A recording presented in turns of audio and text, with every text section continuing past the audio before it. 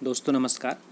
MPPSC के मुख्य परीक्षा में जो 6 पेपर होते हैं उसके पहले पेपर के खंड आ में है इतिहास एवं संस्कृति। इस इतिहास एवं संस्कृति के अंतर्गत विश्व इतिहास के 7 टॉपिक शामिल हैं, जिनके नाम हैं इंग्लैंड की क्रांति, फ्रांस की क्रांति, रूसी क्रांति, पुनर्जागरण, औद्योगिक क्रांति और प्रथम और द्वितीय विश्व युद्ध। इन 7 टॉपिकों को हम एक के बाद एक कवर करेंगे। उसी श्रृंखला में ये पहला वीडियो है इंग्लैंड की क्रांति, जो सन 1688 में हुई। इसे रक्तहीन क्रांति कहा जाता है, गौरवशाली क्रांति कहा जाता है। हम इसके कारणों पर चर्चा करेंगे, क्रांति के दौरान की घटनाओं पर चर्चा करेंगे, इसके इंग्लैंड में स्वयं, यूरोप में और पूरे विश्व में क्या प्रभाव पड़ा इस क्रांति का, इस पर चर्चा करेंगे। लेकिन इसके पहले हम इस क्रांति की कहानी को समझेंगे, क्योंकि इतिहास जो है कहानी के रूप में होता है। यदि आप इस क्रांति को विजुअल कर लेंगे, विजुअल फॉर्म में समझ लेंगे, तो इन सभी जो प्रश्नों के उत्तर आपको आसानी से मिल जाएंगे। तो हम इसका इंग्लैंड की क्रांति की कहानी को सुने। जैसा कि आप क्रांति कहीं भी होती है, चाहे 1857 की क्रांति हुई, अन्य जगह पे हुई, आपको पता चलता है कि एक वर्ग, जैसे 1857 का एग्जाम्पल लेके हम चलें तो उसमें अंग्रेज जो है विलन के रूप में थे, भारतीय जनता और यहाँ के कुछ जो नेतृत्व करता था वो हीरो के रूप में थे। तो ऐसी हर जगह एक विलन होता है क्रांति, और कुछ वर्ग जो है हीरो के रूप में होता है। तो इस क्रांति में विलन जो थे, यहाँ का निरंकुश जो शासक था जेम्स द्वितीय वो थे, और जो दूसरे पक्ष में थे वो इंग्लैंड की जनता थी, जिसमें उसके सांसद भी शामिल थे और साथ में पादरी वर्ग भी शामिल था। इस कहानी में ये हुआ कि यहाँ का शासक जेम्स द्वितीय, जैसा मैंने आपको बताया, यह निरंकुश था और स्वेच्छाचारी था। यह जनता के हितों का बिल्कुल भी ख्याल नहीं रखता था, और यह सिर्फ अपनी निरंकुशता और राजा की दैवी सिद्धांत पे विश्वास करता था। और इसके लिए क्या करता था, इसने काफ़ी बड़ी सेना इकट्ठी की थी ताकि जिससे पब्लिक को डराया जा सके। हालांकि उस समय किसी युद्ध में ना तो रथ था, ना ही आगामी को युद्ध होने वाला था, लेकिन सिर्फ डराने के लिए इसने सेना इकट्ठी करके रखी थी। मेन बात जो इस क्रांति का कारण बनी वो धार्मिक कारण थी। जैसा कि आप जानते हैं कि समाज के भिन्न भिन्न वर्ग कई वर्गों में बटे होते हैं, चाहे वो हिंदू हों, मुस्लिम भी जैसे सी और सुन्नी में बटे हैं, ऐसे क्रिश्चियंस भी जो हैं मुख्यतः 2 वर्गों में बटे होते हैं। एक होते हैं कैथोलिक, जो कि कैथोलिक चर्च को मानते हैं, और दूसरे होते हैं प्रोटेस्टेंट, जो एंग्लिकन चर्च को मानते हैं। तो मैं आपको बता दूं कि इंग्लैंड की जो अधिकांश जनता थी वो प्रोटेस्टेंट थी, वो एंग्लिकन चर्च को मानती थी। लेकिन जो ये शासक, जिस शासक की हम बात कर रहे हैं निरंकुश हुई, जेम्स द्वितीय, यह कैथोलिक था और कैथोलिक चर्च को मानता था।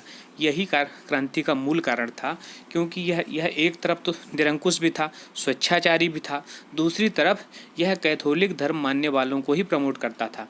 चाहे वो शासन में विभिन्न राजनीतिक पद हों, न्यायाधीश के पद हों या प्रशासनिक पद हों, यह कैथोलिकों को ही आगे बढ़ाता था, जबकि वहाँ की बहुसंख्य जनता प्रोटेस्टेंट थी, अतः वो इनके खिलाफ हो गई। अब जनता करे तो करे कैसे, इस निरंकुश शासक से कैसे मुक्त हो?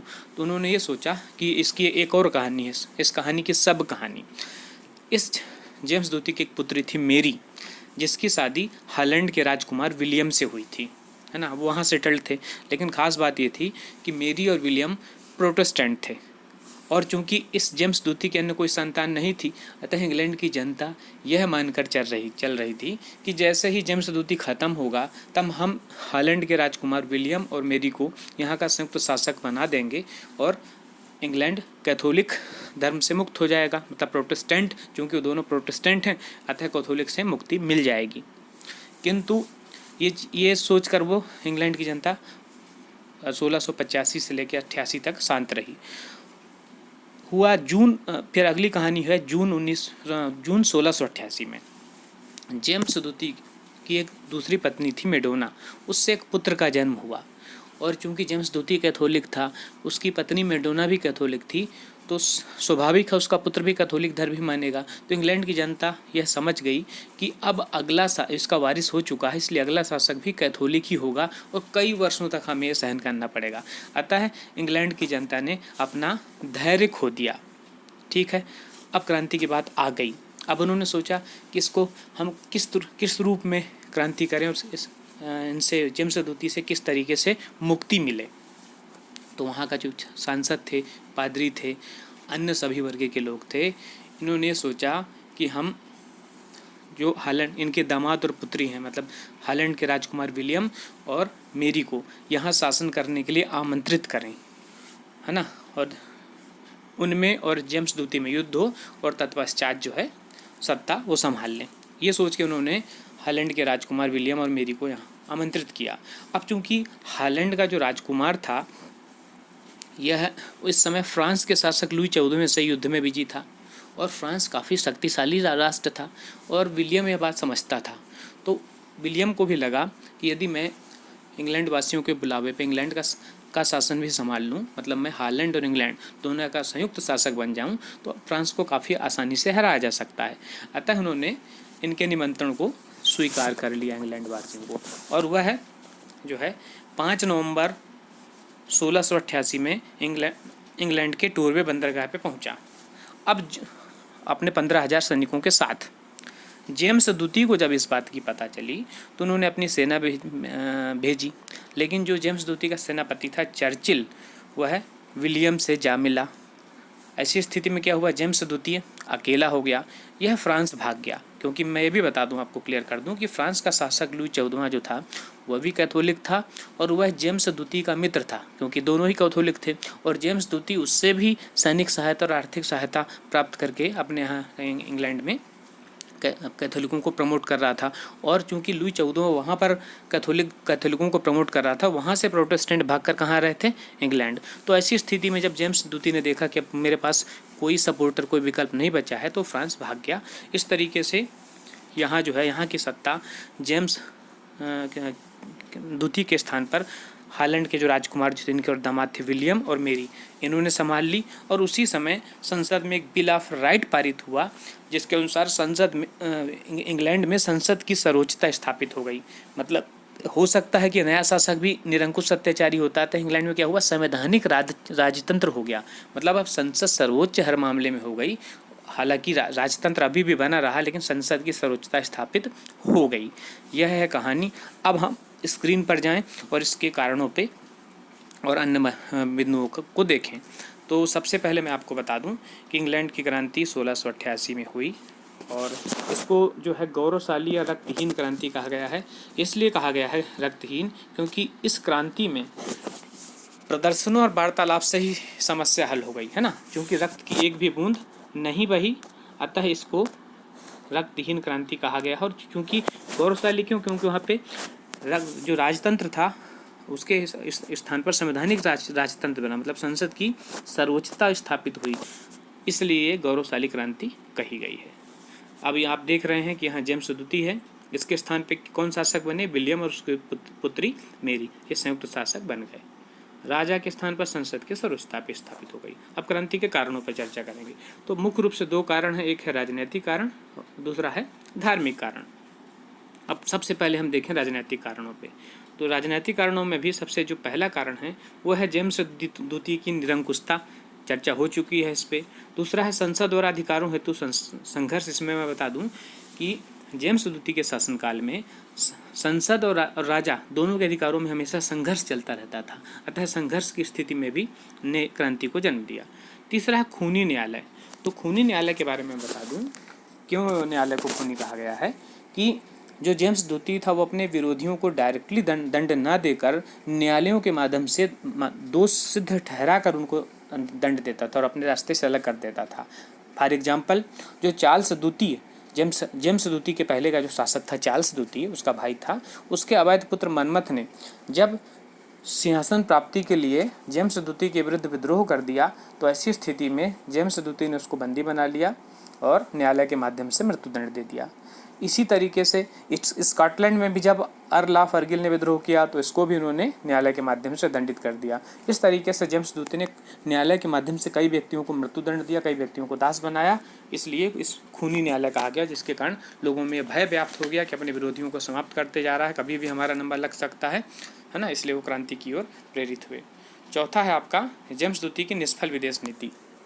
अभी हम चर्चा कर चुके हैं कि जेम्स द्वितीय के फ्रांस के शासक लुई 14वें से दोस्ती थी और चूंकि वह भी कैथोलिक था, यह भी कैथोलिक था, जबकि इंग्लैंड की जनता नहीं चाहती थी कि कैथोलिक से अधिक मित्रता रखे, है ना, और प्रोटेस्टेंट पे अत्याचार हो, अतः यह भी युद्ध का कारण बना, क्रांति का कारण बना।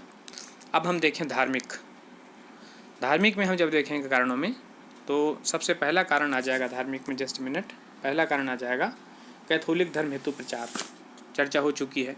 टेस्ट अधिनियम का स्थगित किया जाना। ये टेस्ट अधिनियम क्या है बता दूं मैं, कि इंग्लैंड में टेस्ट अधिनियम था। यह कहता था कि सभी सरकारी पदों पे केवल एंग्लिकन चर्च के अनुयायी मतलब प्रोटेस्टेंट ही रह सकते हैं।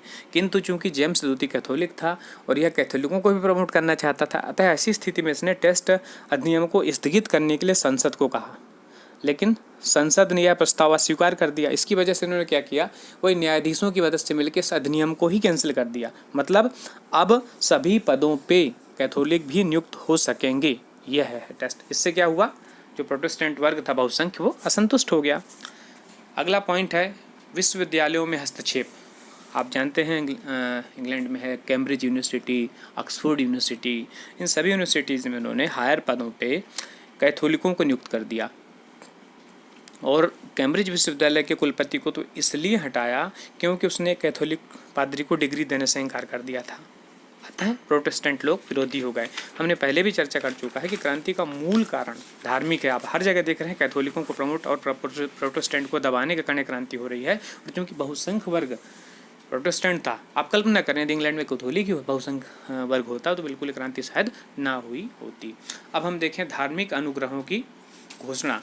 तो जेम्स द्वितीय ने 1687 और 1688 में धार्मिक अनुग्रहों की 2 घोषणा किया था। 1687 में उन्होंने घोषणा किया था वही कि कैथोलिकों पर जो प्रतिबंध और नियंत्रण लगे हुए हैं वो समाप्त कर दिया। मतलब आप सभी राजकीय पदों पर कैथोलिक नियुक्त किए जाएंगे। ये 1687 की पहली घोषणा है।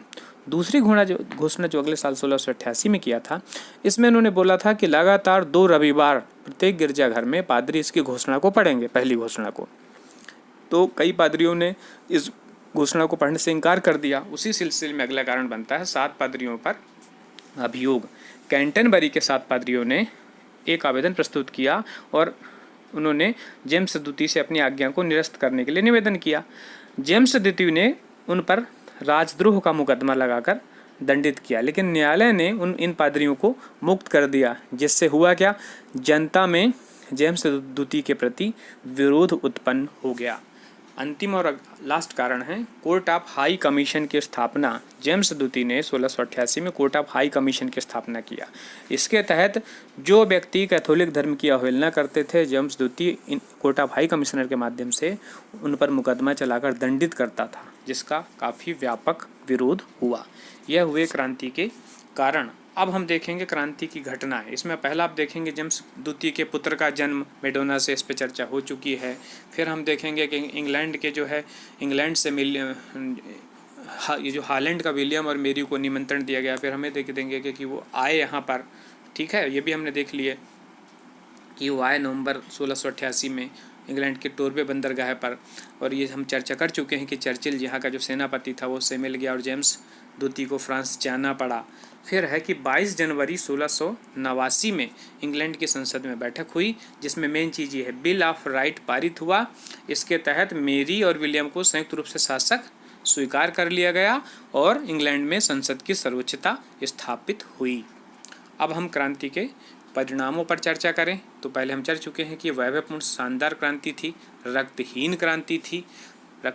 और इसकी पहला जो है परिणाम वो है संसद की सर्वोच्चता। जो बिल ऑफ राइट पारित हुआ था 22 जनवरी 1689 में, इसमें संसद सर्वोच्च हो गई, ठीक है, पहली बात। दूसरा, राजा के विशेषाधिकार समाप्त हो गए। अब जो भी काम करेगी संसद करेगी।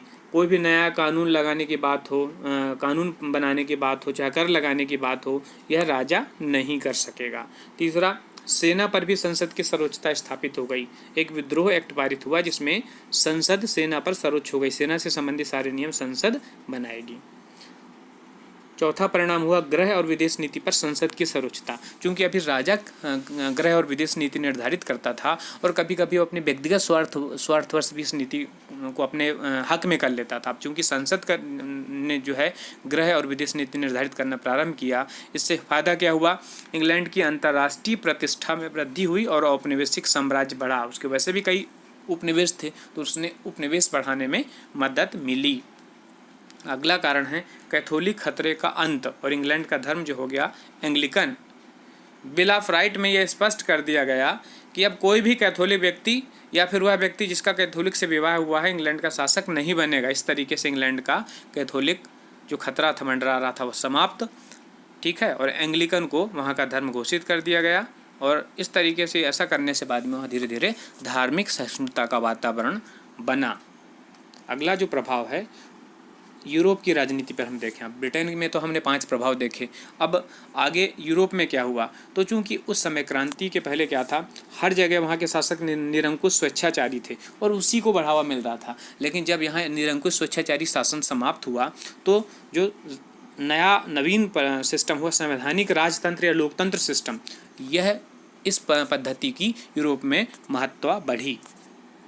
अगला कारण है अमेरिका की पृष्ठभूमि तैयार। आप जानते हैं कि अमेरिका भी इंग्लैंड का उपनिवेश था और चूंकि अमेरिका का शासन भी इंग्लैंड के सांसद ही चलाते थे, जब उन्होंने देखा कि अपनी स्वतंत्रता के लिए जो है उन्होंने इंग्लैंड ने स्वयं संघर्ष किया है, अतः अमेरिकी नागरिकों को ये लगा कि हम इंग्लैंड के उपनिवेश क्यों रहें, हम भी पूर्णतः स्वतंत्र हों। अतः जो अमेरिकी क्रांति जो हुई बाद में 1776 में, यह उस इंग्लैंड का जो क्रांति थी उसका आधार बनी। निष्कर्ष अब हम चर्चा करते हैं। निष्कर्ष पे इस क्रांति के क्या निष्कर्ष हैं। जब भी आप मेंस में आंसर लिखें निष्कर्ष जरूर लिखें। यहाँ हम देखेंगे कि इंग्लैंड की क्रांति ने न केवल इंग्लैंड को बल्कि यूरोप सहित संपूर्ण विश्व में व्यापक रूप से प्रभाव डाला। इस क्रांति से भले ही गरीबों या निम्न वर्गों को विशेष फायदा न मिला हो, लेकिन इस क्रांति ने इंग्लैंड में भविष्य में होने वाले संवैधानिक सुधारों की एक नवीन पृष्ठभूमि तैयार कर दी। ठीक है, ये हुआ इंग्लैंड की क्रांति।